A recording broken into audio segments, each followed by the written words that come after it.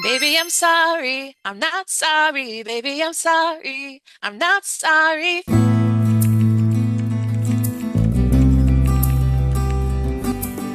This is the Global Educator Show. Greetings, everyone.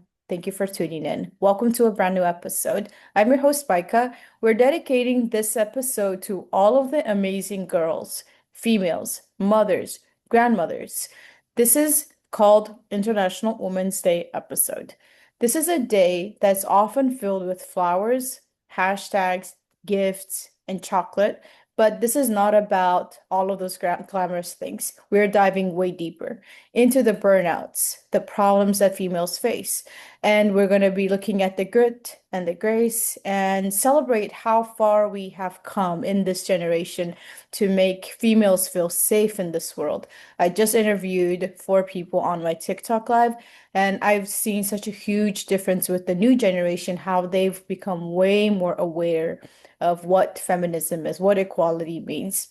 And then I'm super excited to have this chat with our speaker. This is her second time back on our talk show, and she is an amazing person, female, mother, coach, and I'm excited to have her. So we're not just focusing on the past, we're diving deep into the next step of how we can continue to create a safe space for the next generation and the young ladies. Our speaker today is Émilie Avon-Green. She is a registered psychotherapist based in Canada who specializes in supporting mothers and other counselors dealing with burnout, overwhelming, and overstimulation. Her approach aims to help females and mothers develop emotional regulation tools, improve communication with partners and children, and move from self-criticism towards self-compassion. Thank you, Emilie. Happy Women's Day. Thank you for coming on our show. Please introduce yourself. Well, thank you so much. I'm so excited to be here today. International Women's Day is really important to me. So, yes, my name is Émilie Avon-Green. I'm a registered psychotherapist. I work a lot with moms who feel overwhelmed, overstimulated, and are experiencing burnout. I also work with women who want to slow down. This is called slow motherhood, and where we let go of what society tells us we should do as women and focus on what is actually meaningful to us. And yes, I'm a mother of a 3-year-old beautiful baby girl who you might hear in the background upstairs. They're playing ballerina right now with my husband. Like they're dancing. They're dancing. We love sounds. We have a lot of episodes where children have interrupted their moms, and it's such a lovely moment where if kids come in, it's totally fine if they do. Um, Right, International Women's Day, it's kind of like, yeah. yeah. Let's start with the first question. The first question I want to know about your personal journey. Can you tell us about a moment in your life when you had to find a level of courage that you didn't know you had and it was in you? Yeah. As women, I think we have so many, but when I was thinking about this, I really wanted to mention the time that when I chose myself and my family over everything else. So I had been working at an agency with children and families, and I was burning out. I was really tired. I had done a previous burnout, and I had been slowly building my private practice on the side, but I was too scared to make the jump because being in business is scary and financial stability is nice. But there was a night where I recognized I was missing another bedtime with my daughter, another story time, another supper time. She was 1, almost 2. And on the spot, I made the decision to put myself and my family first. And I sent my 2-month notice and started this journey of really just flowing into being in private practice. And that has led to me being here with you today and speaking about soul motherhood. So terrifying, but worth it, especially because I had a lot of support systems. Lovely. That is an amazing journey. Thank you for sharing. The next part is about invisible work. We often hear the term mental load, but it's more than just remembering to buy milk, remembering to buy groceries.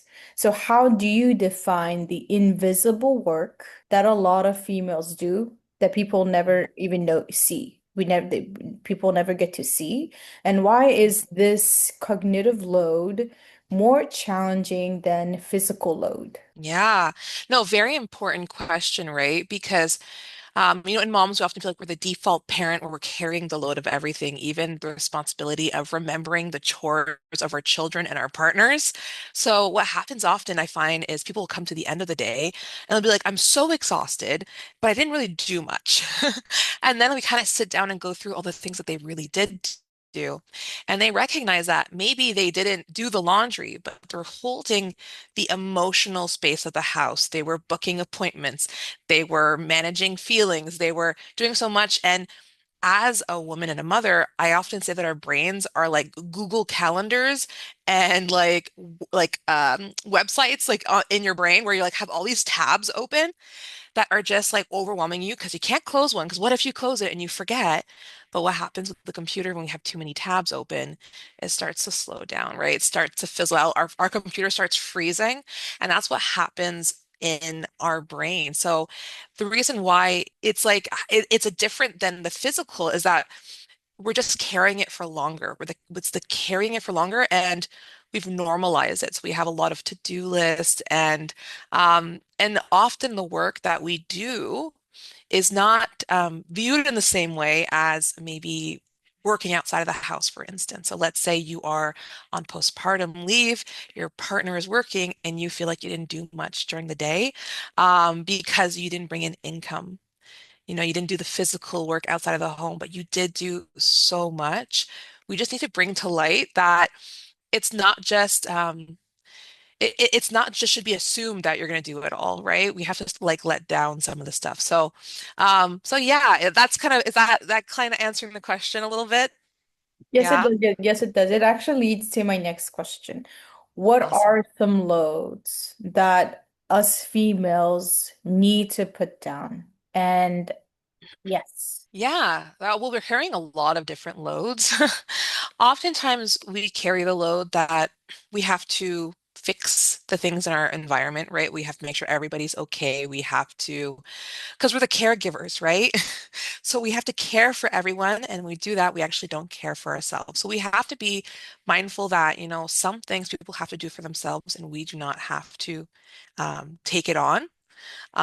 And also, um, we have to stop carrying this idea that, we have to choose between one or the other. So maybe you have to choose between being present as a mother or being ambitious in work, right? This idea that we can be more than one thing. We are more than just mothers, we are women, we are humans, we are not just partners. And so it's like stop carrying these societal expectations that are placed upon us and let them down. Put them down because they're heavy. They're very heavy. Yes, speaking of heavy burden, has there ever been a time that you carried a burden and that it got to you and then you really had to like tell yourself, this is a burden that is just pointless. And what was that burden? Gosh, I am my own worst enemy sometimes. The women that I work with are often high achieving women.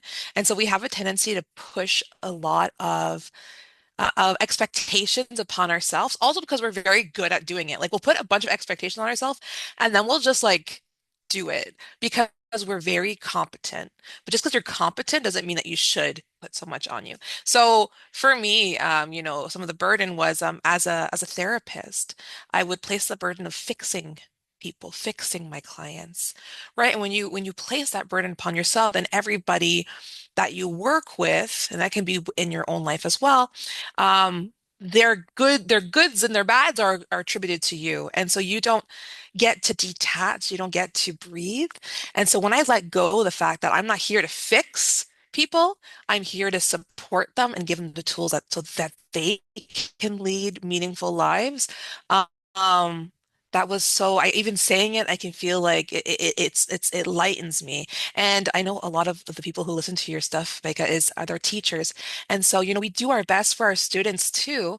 But we can only do so much. You're there to support, but you are not their only family system, their only support system.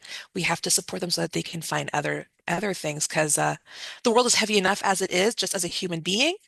As a woman, it's even more so sometimes. So to know that we are not there to fix everybody else, and we put ourselves first sometimes as well. Absolutely. Let's talk about shifting the culture. Mm, International Women's Day is about progress. Instead of telling women to take care of your mental health, which is just another thing to add on our list. Like it's easy to say, take care of your mental health, but what is something that's very radical? What is a radical shift that needs to happen in our homes and mm, workplaces to mm, actually improve our mental health? mhm. Yeah, it's we often see it online, right? It's like self-care, bubble baths, and buying products, right? And it's like if you don't do it, then you're not taking care of yourself. And yes, you're right. I love this example of it being just another thing on our to-do list. And if we don't do it, then we're having an issue. So I believe in a slow motherhood. So this is like a revolution that I'm trying to instill in women, but mothers, of course, as well. It's like the slow living idea.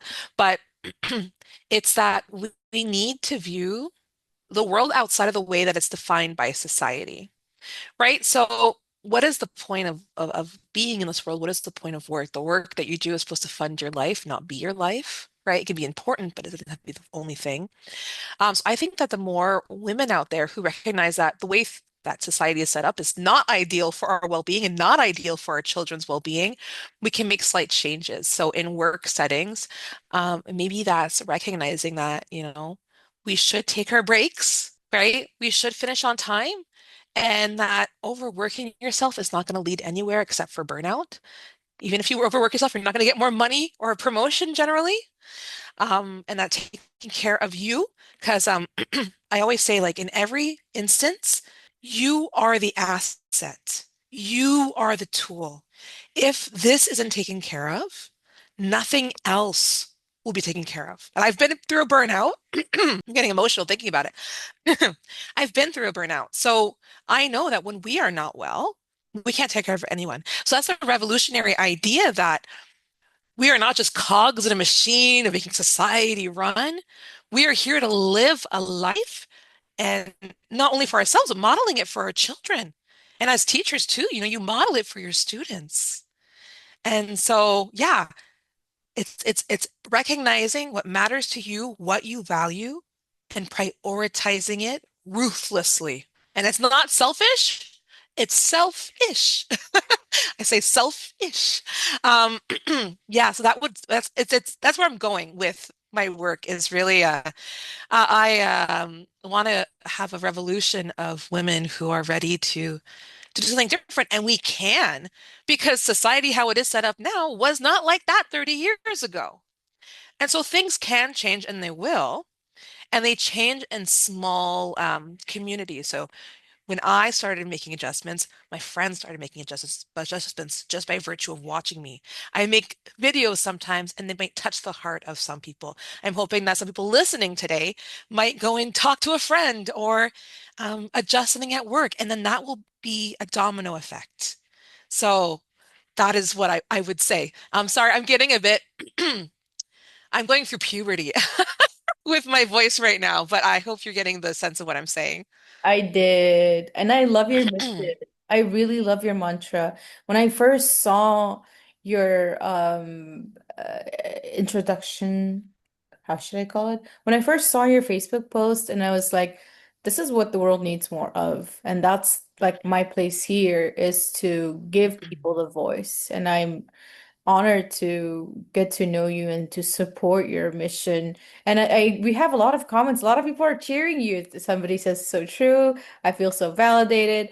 And so Ah, yes, we're getting keep awesome. those amazing comments coming. And another thing is that Awesome. your slow motherhood. I love this um idea. I love this. Please Mhm. give us 3 tips that we can start using tomorrow. Yes. Yeah, so you can actually start using it today, okay? Yes, today. Um, I was just I was telling Becca that I'm currently teaching a class, and I was talking about self-care to the counselors, the future counselors I was working with. And so I have three things that have to go in order, okay? They have to go in order. The first one, eliminate. You are pulled in every which direction to add things to your plate and to your to-do list. There are many things on there that are not actually important, right? That we can eliminate, and it's okay to do so. So maybe you've been put into committees that you don't really want to be in, or maybe you have commitments that are on there. So eliminate. Check your calendar, check your to-do list, and have like an intuition like, oh, okay, is this something that I want to do or that I felt that I had to do?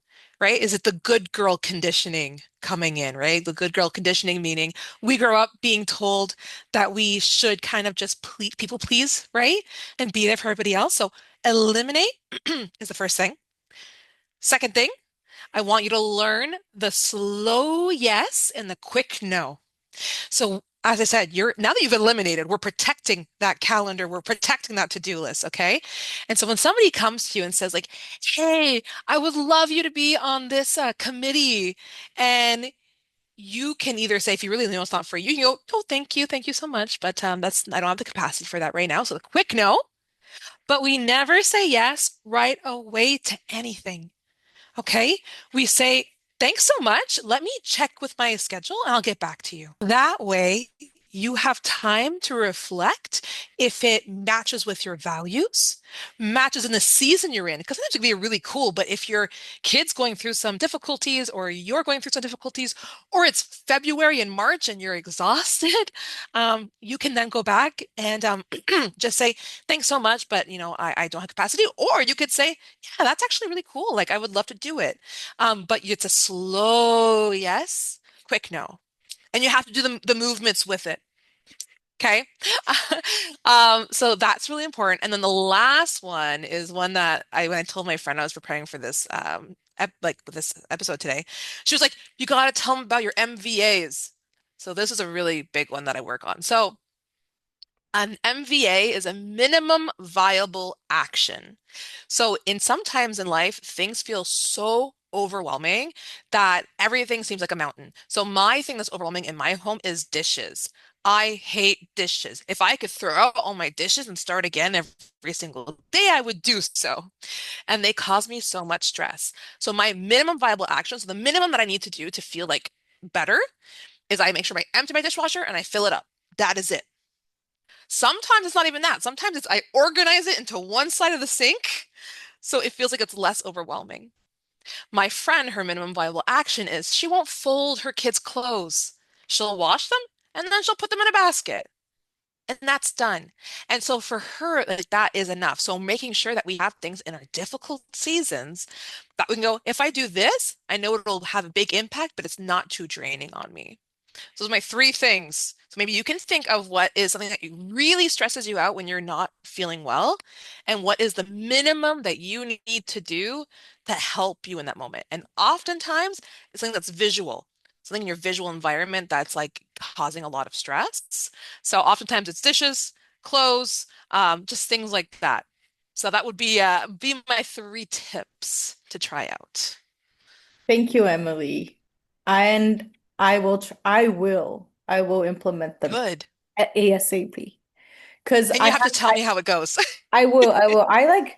Wait, like when you brought up the good girl conditioning, I need to dive in. I want to go a little bit deeper into good girl conditioning. So, what is good girl conditioning? What are the good parts and what are the bad parts? Yeah.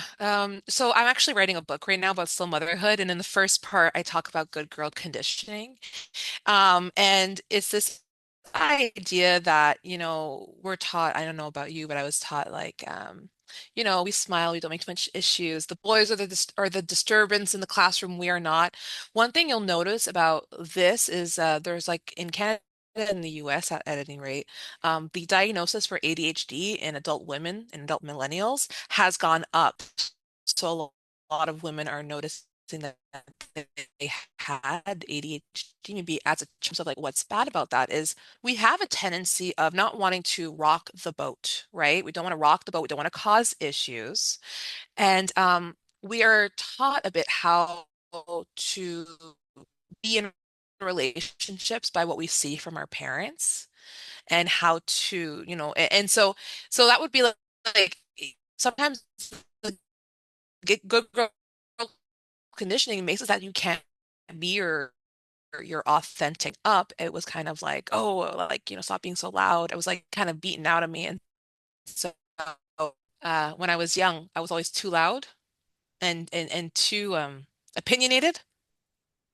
And so I was treated like in that way, where I was told to be quiet. And so I often just like kind of and you see that in our youth, they kind of start to like in go into themselves. And when that happens, you stop being your unique self, right? Your authentic self. And the only thing that's like positive about it that would be really hard to say is that we're very polite. Like our parents were like t parent teacher meetings, we were always like, oh, they're no problem whatsoever. They're so kind. They're so polite. They're so like the feminine traits were really highlighted. Now that I'm much more into my loudness and into my my truth, I actually, I get told that I'm a bit too masculine. I'm not feminine enough. Also because I speak about women's mental health and I speak about motherhood, I am often seen as being a man hater. There's this assumption that I hate men. I do not hate men. Men are great. I have an amazing husband who's dancing ballerina music stuff with my baby girl upstairs. But there's this assumption because I speak up about these things that I hate men. And so yeah, in Canada and the US, it's just so common that we just as children we masked ADHD in kindergarten, let's say. Then we become mothers often and the brain fog comes in and then our tools stop working and then we finally get diagnosed. Um, so I don't know how it is in other parts of the world, just but I can speak to what I'm seeing in mine.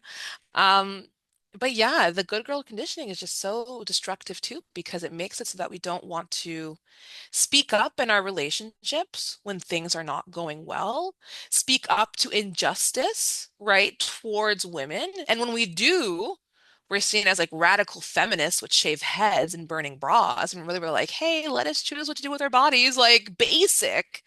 But we've been so beat down for so long, right? That becomes, even just if you were to go and do something for yourself, it's like, oh, and you have a child, like, where's your child? Who's watching?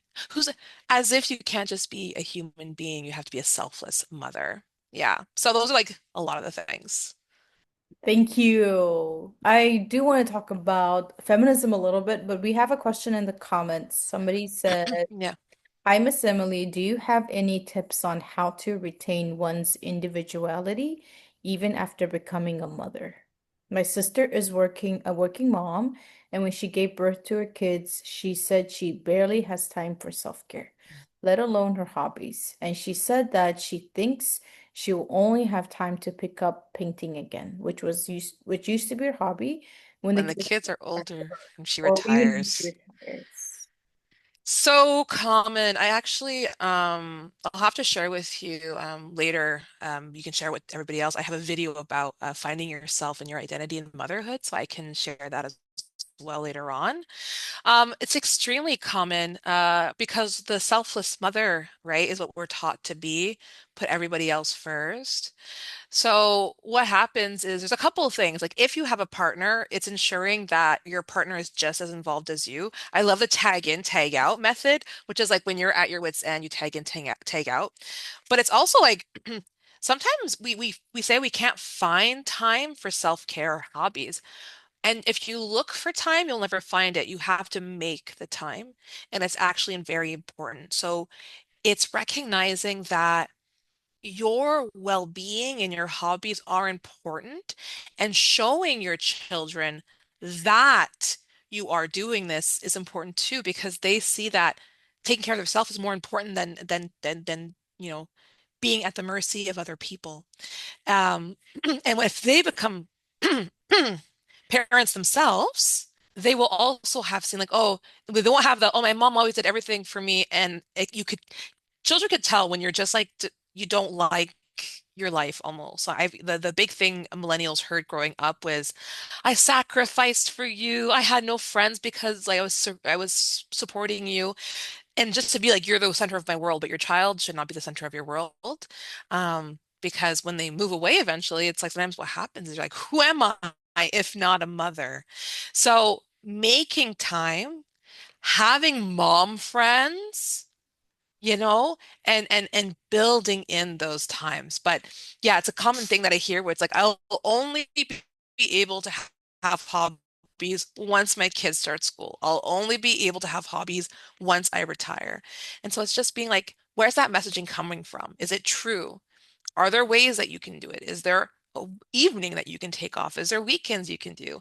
So I would challenge that and wondering possibly why we're thinking that. And oftentimes it's an internal voice that's not our own. It might be our own parents or society telling us that, oh, I've got no life.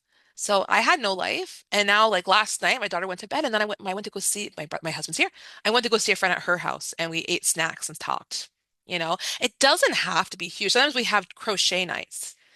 And sometimes I just talk to friends. Like there are times and the issue sometimes that we're too tired to do something. But sometimes we have to recognize, are we too tired because like we've done too much, or are we too tired because the fact that we're not seeing people is depressing and the depression is causing us to be tired? So make time as if it's truly important because it is. So don't wait to find it, make it and be super blunt about it and your whole family will actually benefit from it. It's not direct. It would be like specific for your sister. It would be good if she went to therapy though, like to really hash out with a therapist what are the things that she could do and how she could make it work. Yeah. Did that answer your question? Thank you for that question. Thank you so much. Hi, thank you Yes, for your thank you so much thank for the you question. for the question. I love That was a lovely I question. love it. I love the question. It's just, yeah, it is, and it's something I see quite a bit. It's a highlight that I see so often. So I really appreciate that question. It helps. The questions help me guide the conversation sometimes to be more concrete. Yeah. The next Okay. the next question is when we say no to people, when Mm, we say, I want to do this, I want to be selfish mm, today, how hmm. can we not feel guilty about choosing ourselves? How can we get over that feeling of guilt? Yeah. Because guilt is very big, especially for mothers. We feel guilt all the time. And I think in general, this idea of letting someone down. Know that most women spend their whole life letting themselves down to make other people feel comfortable. And I don't know about you, but I am tired of letting myself down all the time, right? And so you can set boundaries and say no in a very respectful and kind manner. And what I have found is that when you do this, you actually get more respect from people around you. So I have certain boundaries and certain things I say no to. So I don't work Fridays. I don't work, I don't see clients on the Fridays. I don't see clients on the weekends. I don't work evenings. I will say no to commitments, and people just kind of understand that Emily will say no to things that are draining to her. And I don't go like, heck no, man, I don't want to talk to you. I go, thanks so much. It's also learning the script. So I have scripts that I use. I can also send it to you, like that, some boundary scripts. And it can just be as simple as like, thank you so much for the invitation. I just like, I don't have the time right now, but I really appreciate it. And please let me know when the next thing comes up and if I'm available. I'm lucky that today I was available to come here and I had the capacity for it. But if I didn't, I probably would have just communicated that and it would have been totally fine, right? Like there wouldn't have been animosity because if you do it in a polite way, it's good. Now, the guilt piece. One thing is recognizing that you are not in control of how somebody else receives your no's, right? As long as you communicate in a way that's polite and effective, and you don't have to give tons of information. You can say, I can't, and that can be it. Like, no is a complete sentence, and that's okay as well. You don't have to give like tons. I don't. I just go, sorry, I don't have the time for that. Like I don't go, I don't have the time for that because I was so tired after teaching for this and this and did. You can just say, no, I don't have the time for that. So that takes away some of the pressure. The guilt might stay because we're socialized this way. And it comes from repeated exposure of saying no. The more you do it and the more you see that your life won't blow up and you won't break friendships, the more you'll see that it's actually a safe thing to do. And like I said, you'll get more respect. It's better to say no to something and be better for it than say yes and it I'm sorry for that voice. Then say yes and it be an issue. So let's say I said yes for today and I really wasn't feeling well enough. Like voice is just a different thing. But let's say I was so exhausted and I came today and I came up on screen and I was like this and I could be very well, you can tell I wasn't all here. Like I what's the benefit of me saying yes? It actually paints me in a very negative light. And then it also damages the relationship between, us. But, so sometimes no is a better thing. And in recognizing that when we do it for the betterment of ourselves and to our immediate family. And that's okay. So just keep doing it and it gets easier. And there's some people who are harder to say no to. Just keep holding your boundaries. It's the inconsistency that's the issue. Not when you're consistent, it's like with teaching, when you're having children and all that, consistency is clarity. Inconsistency is where the issues lie. If you are inconsistent and like you're like all the time, like you're inconsistent. Where sometimes I show up tired, sometimes I show up like energy. That's where the issues lie. So consistent, knows when it's appropriate, just keep doing it. And it will come with time. Also, when you turn 30, though, for those of you who are younger, you stop giving much of a, you know, you don't care as much, which is a nice thing. It's true because you recognize what's actually important and you stop living your life for everybody else. Yeah, that's a big thing. So true. So true. Once you stop caring and you realize like, oh, it wasn't that, important, right? Next question. What does feminism Yeah. mean to us compared to the past? Yeah. So feminism is a big term, right? There's a lot of different kinds of feminism. So, in terms of like my idea of feminism is really recognizing that, you know, we are all humans, right, on this earth. We all have a right to the same the same opportunities and the same, equality and all that. But it's also recognizing that equality is not always a factor. And so we have to recognize when we need equity. Now, there's a difference between equality and equity. Equality is like everybody's on the same level. Equity is recognizing that some of us are given less opportunities in this life. So I'm talking about women, but I'm also talking about people of color, certain cultures, individuals with disabilities. So it's the act of ensuring that the world meets the needs of everyone so that we can all be cared for. That is how I view feminism. It's just that a lot of the work we do is surrounding women because, historically we weren't allowed to vote, we weren't allowed to have a bank account, we weren't allowed to, divorce, we were, abused, and it was kind of just part of the marital contract. In the US, our bodies are still governed by, the government, in the US. So all of those things are still issues. They're still issues, and so we're still fighting for them. But for me, feminism is so much more because um, there's intersectionality. So I am a white woman in a medium income. I have much more opportunities than somebody who is a black woman, right? And how they're treated in healthcare. So it's realizing that we need the world to be safe and just for everyone and making steps towards it. Can anyone be a feminist? Yes, my husband's a feminist. Anybody can Same. be a feminist. Yeah, yeah, yeah. And I love the men who are also into that and because we love men who love women. Like, come on. This idea that and anybody, yeah, anybody, I think. and different ways. Everybody can be a different kind of feminist, right? People, when I say feminist, they think liberal radical feminism, which is a thing where, I'm talking about the burning of the bras and the shaving the heads and not shaving your armpits and all that, which is like that's totally fine if that's your jam, but like I'm just my version. And this is an idea too that we do not have to fit into a box of what a label is, right? You can say feminism and it can be what it means. Like maybe your version of feminism is different than my version. And that's okay. That is completely okay because we're probably still thinking the same things. We're just using different language. And also, we live in different societies that require different supports. Maybe there's an evener footing for women in my culture, but not in other cultures.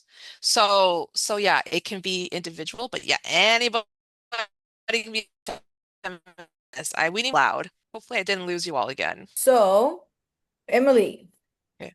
what do you do on those days you feel like doing nothing? What do you do on those days that you don't feel yourself? When you sent that, the first thing I thought was like, because you sent me this, and I was sitting with my friend at her house on her couch when I was reading it, and I went, I do nothing. But I went, no, I had like yesterday was a long teaching day, and I was really tired. And I was sitting next to her on the couch, and we were just eating snacks in the dark, talking while her kids were sleeping upstairs.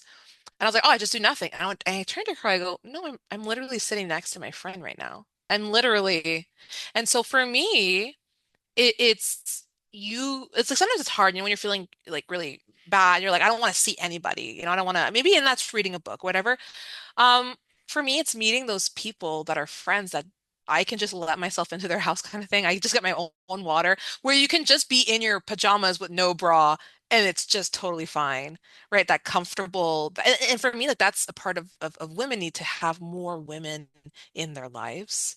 Um, because it's just a different experience. So when I feel like doing nothing, I'm often doing nothing with a friend, with a friend. That's beautiful because I was reading, isolation is Mm, worse than alcohol addiction. Like yeah. even if you don't drink, like even if you're a sober person, self-isolating. And I think that was a societal expectation on like mothers, right, for a really long time. Like mothers, Yeah. I have friends that will feel guilty for leaving their child for just one day to go out Yeah. for dinner. And we'll tell them, no, that you don't have to feel bad for nothing. Like you No. still have to live your life. So I was reading about this article about how isolation can be 5 times worse than alcohol addiction. So ladies, please continue to have friends. Husbands, Mhm. please Please, understand. husbands, get friends. Please, husbands, get your own friends. Because no, because sorry, the thing why I'm saying that is because like oftentimes men have a hard time building friendships and they rely on their wife or their wife's friends. But what happens like it's also it's shown that when, if a woman dies before the husband's like doesn't know what to do with themselves. And like men need supports as well, healthy relationships with other men. And that's what like life was before. This is not a normal phenomenon for us to all have our own little houses and like not talk to each other. We were community based before, and we need to be again. So I get frustrated. I tell my husband all the time, go see your friends. And then they have like little gaming parties where they're sitting next to each other playing games and I call them nerds. I go like, "Hey nerds, what's up?" But like they're having fun. Like it's cute. It's cute. Yes, we all have to continue to have fun, even if we're, like, parents. I'm sure like do you think like your free time has decreased after becoming a mom? Like alone time? Yeah. Y- Yeah, because of you, right? You can just do that. But I find that I utilize my free time better. Before when I had free time, I used to just bed rot, and do nothing. Now when I have free time, I use it to support me. So I'll go see friends, I'll do a hobby, I'll read books. So I utilize that time better. Um, and I value it more, I would say. One last question. What is one song that you listen to and you feel like you can take over the world? I sing all the time at home, so I have to sing it to you. Yes, Okay. please. Even in my class, I keep singing to them and I make them guess what songs I'm singing. Okay. So the song that I sing this a lot at home. And it kind of goes back to this conversation we're having today. It's baby, I'm sorry. I'm not sorry. Baby, I'm sorry. I'm not sorry. Feeling so bad. Got me feeling so good. Like that song, baby, I'm sorry. I'm not sorry. Demi Lovato, is where I'm like, sorry, not sorry. I'm here. I am. And if you love me, then you're smart. And if you don't, well, too bad. You're missing out. I love that. I love that. Thank you, Emily. It's always a pleasure. It's so much. I feel empowered. I feel Awesome. so energetic. I feel rejuvenated. Like I feel so empowered. I Awesome. hope all the people, everyone listening, also feel the same way. And the recording will be up on my YouTube channel just in case you missed it. You can always go back and watch our videos on our YouTube. Mhm. As we wrap up, it's really sad to say like goodbye to you, but I'll be I'll be back. you'll be back. One last message to everyone listening right now. Mm. Mm. If you put yourself first, everyone else will thrive. Yeah. Yes. And that is our end of the episode. Make sure to subscribe so you can watch videos just like these. Thank you, Emily. And how can we get in touch with you? Yeah, of course. So you can follow me on Instagram, Authentic Living with Emily. I also have a YouTube, Authentic Living with Emily. And so I have videos there, podcasts on my website, Authentic Living Guidance. I've got blogs. But yeah, and I have a book coming out in like a couple months. So don't worry, you can interview me first too when the book comes out. Yes, I do want to interview about your book. Can you Yeah, no, so yeah, can you give us a follow. little bit of overview? Like what's the title? What's the title? So it's called Slow Motherhood. Okay. And then the second title is still in the works. But the book will bring you through the first part. So it's divided into three parts. The first part is really the clarity piece, right? Recognizing societal like pushes, recognizing the modern motherhood issues, putting words to the experience that we're all living, as women and mothers. Second part is going to take you more into the boundary setting, the tools, some of the tools that I've spoken about today, but more in depth. And then the third part is like, how do we keep doing this in difficult seasons when everything is going? And what happens when we stop being slow and we fall back into old shoes? Like, how do we repair afterwards? So that is what I've been working on. But writing a book is not an easy task if you want it to be good. But I'm really excited. And some of the stuff we talked about was like in the first chapter. So if you liked these topics, you'll most likely like the book. And I talk Wow. about, I give tons of I really want cool the examples too. You want the book? Once I it's want out, the yeah, I'll definitely do an interview. Like I'm gonna do like a whole thingy, but it's really really exciting. I just want to change the world, and and and and I know we have younger individuals on listening, and what I love about that is that you have the opportunity to make changes even now. I know I speak about motherhood, but these are things that have touched us from when we were young, right? And so think about like how this actually can help you as you grow up, as you go off to college, as you go off to university, as you go off to becoming a parent if you wish or not, or just going to work. Like these tools are helpful. And please don't burn out like I did. It was bad. It was bad.